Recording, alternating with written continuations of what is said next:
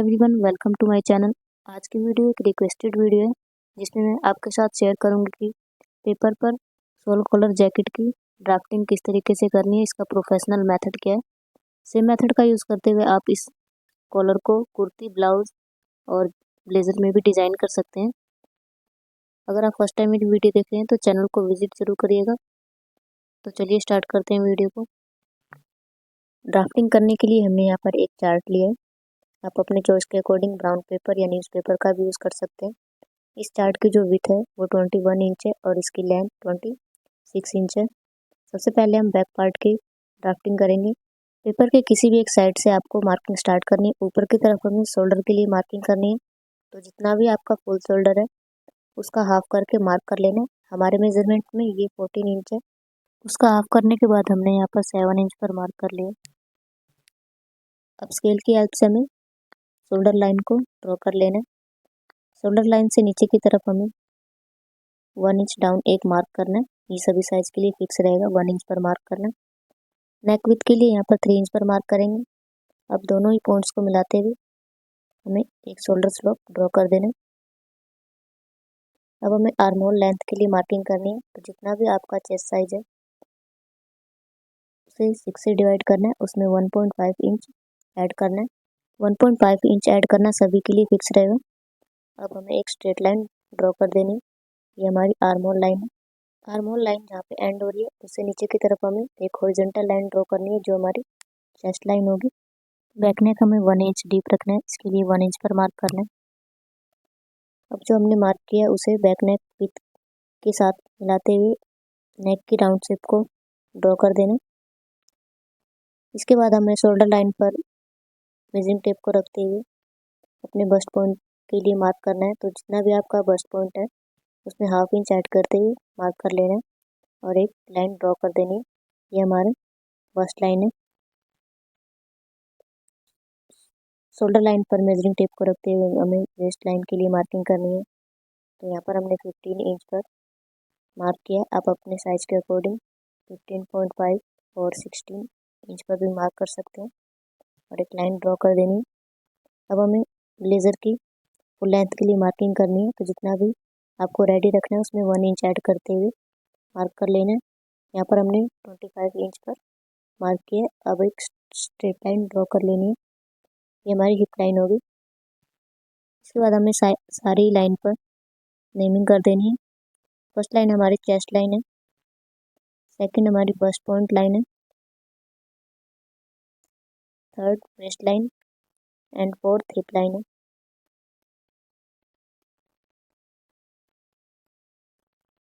इसके बाद हमें आर्म होल राउंड के लिए मार्किंग करनी है। तो शोल्डर स्लोप और चेस्ट लाइन का हमें सेंटर पॉइंट निकालना है। जो भी सेंटर पॉइंट आएगा उस वहाँ पर हमें हाफ इंच अंदर की तरफ मार्क करना है। चेस्ट लाइन पर हमें अपने चेस्ट राउंड में 2 इंच की लूजिंग ऐड करने के बाद उसका फोर्थ पार्ट करना है और मार्क कर लेना है। अब दोनों ही पॉइंट्स को मिलाते हुए हमें फ्रेंच कर्व की हेल्प से आर्म होल की शेप को ड्रॉ कर देना है। आप फ्री हैंड भी इन सारे पॉइंट्स को मिलाते हुए आर्म होल की शेप को ड्रॉ कर सकते हैं। इसके बाद हमें वेस्ट लाइन पर मार्किंग करनी है। तो जितना भी आपका वेस्ट राउंड है उसमें 2 इंच की लूजिंग ऐड करनी है। उसे 4 से डिवाइड करने के बाद जितना भी आएगा उतना मार्क कर लेना है और 1 इंच एक्स्ट्रा डार्ट के लिए भी मार्क कर लेना है। इसके बाद हमें हिप लाइन पर अपने हिप राउंड में 2 इंच की लूजिंग ऐड करते हुए उसे 4 से डिवाइड करके मार्क कर लेना है। अब सारे ही पॉइंट्स को मिलाते हुए हमें साइड वाली फिटिंग लाइन को मार्क कर लेना है। इसके बाद हमें सेंटर लाइन से अपने एपेक्स टू एपेक्स लेंथ का हाफ करके यहाँ पे मार्क कर लेना है। हमारे मेजरमेंट में ये 3.5 इंच है। आपके साइज के अकॉर्डिंग जितना भी आएगा उतना आपको मार्क कर लेना है। चेस्ट लाइन से लेकर हिप लाइन तक आपको पॉइंट मार्क कर लेने। अब सारे ही पॉइंट्स को मिलाते हुए एक स्ट्रेट लाइन ड्रॉ कर देनी है। वेस्ट लाइन पर जो हमने 1 इंच डार्ट के लिए ऐड किया है उसे लाइन से दोनों की तरफ हाफ हाफ इंच पर मार्क कर लेना है। अब हमें हिप लाइन से 2 इंच ऊपर की तरफ एक मार्क करना है और जो हमने वेस्ट लाइन पर 2 मार्क किए हैं उसे मिलाते हुए इस तरीके से डार्ट की शेप को ड्रॉ कर देना। नीचे की तरफ जो हमने 2 इंच पर मार्क किया है वहाँ तक हमें डार्ट की जो शेप है उसे ड्रॉ करना है।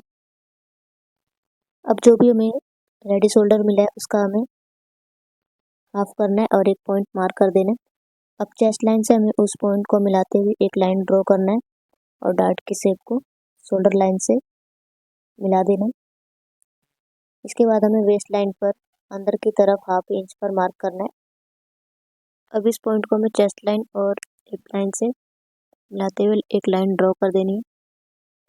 ये मार्किंग हम ब्लेजर की बैक साइड से फिटिंग प्रॉपर है इस वजह से कर रहे हैं, क्योंकि बैक से जो हमारी शेप है वो थोड़ी अंदर की तरफ होती है, इस वजह से। ये जो हमने डार्ट बनाई है ये कटिंग करते वक्त माइनस हो जाएगी। सेंटर वाली जो डार्ट है वो भी हमारी कटिंग में माइनस होगी। इसके बाद हमें ब्लेजर की साइड से कॉर्नर लाने के लिए इसके लिए हमें साइड वाली मार्किंग पे 1 इंच पर मार्क करना है और डार्ट पॉइंट से लेके साइड मार्किंग के सेंटर पॉइंट को निकालना है और दोनों को मिलाते हुए हमें इस तरीके से हल्की सी राउंड शेप को ड्रॉ कर देना है। ये हमारे बैक पार्ट की मार्किंग हो चुकी है। यहाँ पर हमने साइड में मार्जिन भी ऐड कर लिया है, तो यहाँ पर 1 इंच तक आप मार्जिन ऐड कर सकते हैं। यहाँ पर हमने 0.75 इंच मार्जिन ऐड किया है। अब सारे पॉइंट्स को मिलाते हुए हमें मार्जिन वाली लाइन को ड्रॉ कर लेना है। इसके बाद हमें मार्किंग के ऊपर से पेपर को कट कर देना है। आई होप आपको अभी तक जितना ही बताया गया है वो सब समझ में आया होगा। अगर आप फर्स्ट टाइम ये वीडियो देख रहे हैं तो चैनल को विजिट जरूर करिएगा। चैनल यूजफुल लगे तो चैनल को सब्सक्राइब कर लीजिए। इसके बाद हमें पेपर को डार्ट वाले मार्किंग पे से कट करना है और जो डार्ट है हमें वो कट करके अलग कर देना है। सेंटर में जो हमने डार्ट मार्क किया था उसे भी कट करके अलग कर देना। कटिंग के बाद हमें बैक पार्ट के 2 पीस मिलेंगे, तो सेंटर पार्ट पर हमें सेंटर बैक और साइड वाले पार्ट पर हमें साइड बैक लिख देना है। अब हमें फ्रंट पार्ट के लिए मार्किंग करनी है, तो इसके लिए हमें बड़े साइज के पेपर का यूज़ करना है। आगे की तरफ से हमें 4 इंच का स्पेस छोड़ना है और ऊपर की तरफ से हमें 6 इंच का स्पेस छोड़ते हुए मार्किंग करनी है। ऊपर से 6 इंच पर मार्क करते हुए हमें एक स्ट्रेट लाइन ड्रॉ कर लेनी है और आगे की तरफ से हमें 4 इंच पर मार्क करते हुए एक स्ट्रेट लाइन ड्रॉ कर लेनी है। और मार्किंग के बाद हमारे बीच में एक कॉर्नर बनना चाहिए, उस कॉर्नर से हमें मार्किंग स्टार्ट करनी है। तो जितना भी आपका फुल शोल्डर है उसका हाफ करके मार्क कर लेना है। उस मार्किंग से नीचे की तरफ 1 इंच डाउन नेक मार्क करना है। ये सभी साइज के लिए फिक्स रहेगा। नेक विथ के लिए यहाँ पर 3 इंच पर मार्क करेंगे। नेक विथ और 1 इंच डाउन दोनों ही पॉइंट्स को मिलाते हुए हमें शोल्डर स्लोप की लाइन को ड्रॉ कर लेना है। अब इस पॉइंट से नीचे की तरफ हमें आर्म होल लेंथ के लिए मार्किंग करनी है। तो जितना भी आपका बस्ट राउंड है उसे 6 से डिवाइड करना है और उसमें 1.5 इंच ऐड करते हुए मार्क कर लेना है। इसके बाद हमें आर्म होल लाइन को ड्रॉ कर लेना है। आर्म होल लाइन से नीचे की तरफ हमें चेस्ट लाइन को ड्रॉ करना है और जिस तरीके से हमने बैक पार्ट में मार्किंग की सेम तरीके से हमें मार्किंग कर लेनी है। अब हमें आर्म होल राउंड की मार्किंग करनी है, तो इसके लिए हमें सेंटर पॉइंट निकालना है और सेंटर पॉइंट से अंदर की तरफ हमें 0.75 इंच पर मार्क करना है। चेस्ट लाइन पर हमें अपने चेस्ट साइज की मार्किंग करनी है और सारे पॉइंट्स को मिलाते हुए हमें फ्रेंच कर्व का यूज़ करते हुए आर्म होल कर्व की शेप को ड्रॉ कर लेना है।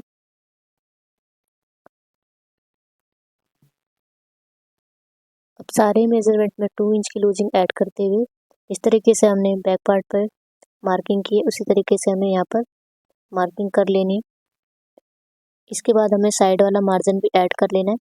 अब फिटिंग वाले पॉइंट्स को फिटिंग वाले पॉइंट से मिलाते हुए हमें लाइन ड्रॉ कर लेनी है और मार्जिन वाले पॉइंट से हमें मार्जिन वाले पॉइंट को मिलाते हुए साइड वाले मार्जिन लाइन को भी ड्रॉ कर लेना है। इसके बाद हमें फ्रंट नेक की मार्किंग करनी है, तो यहाँ पर हम फ्रंट नेक 3 इंच डीप मार्क करेंगे और फ्रेंच कर्व की हेल्प से हम नेक की राउंड शेप को ड्रॉ कर लेंगे। यहाँ फ्री हैंड भी आप नेक की शेप को ड्रॉ कर सकते हैं। इसके बाद हमें सेंटर लाइन से अपने एपेक्स टू एपेक्स लेंथ का हाफ करके मार्क करना है। चेस्ट लाइन से लेकर हिप लाइन तक हमें ये मार्क कर लेना है। हमारे मेजरमेंट में ये 3.5 इंच है। अब सारे पॉइंट्स को मिलाते हुए हमें एक स्ट्रेट लाइन ड्रॉ कर लेनी है।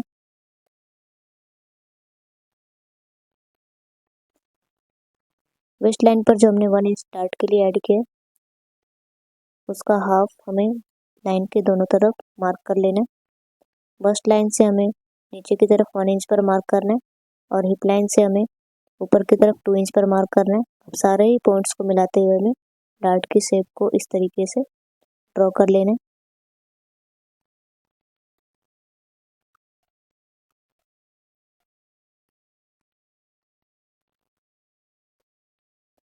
इसके बाद हमें जो भी हमारा रेडी शोल्डर है उसका हमें मिड पॉइंट निकालना है और एक मार्क करना है और इस पॉइंट को हमें डार्ट वाली लाइन से मिलाते हुए लाइन ड्रॉ कर देनी है। साइड से इसका कॉर्नर ना निकले इसके लिए हमें साइड मार्किंग पर 1 इंच पर मार्क करना है। यहाँ पर आप सेंटर पॉइंट निकाल कर भी फ्री हैंड यहाँ राउंड शेप ड्रॉ कर सकते हैं या फिर आप फ्रेंच कर्व का यूज़ करते हुए भी यहाँ पर कर्व शेप ड्रॉ कर सकते हैं। इसके बाद हमें सेंटर लाइन से आगे की तरफ 1 इंच पर मार्क करना है।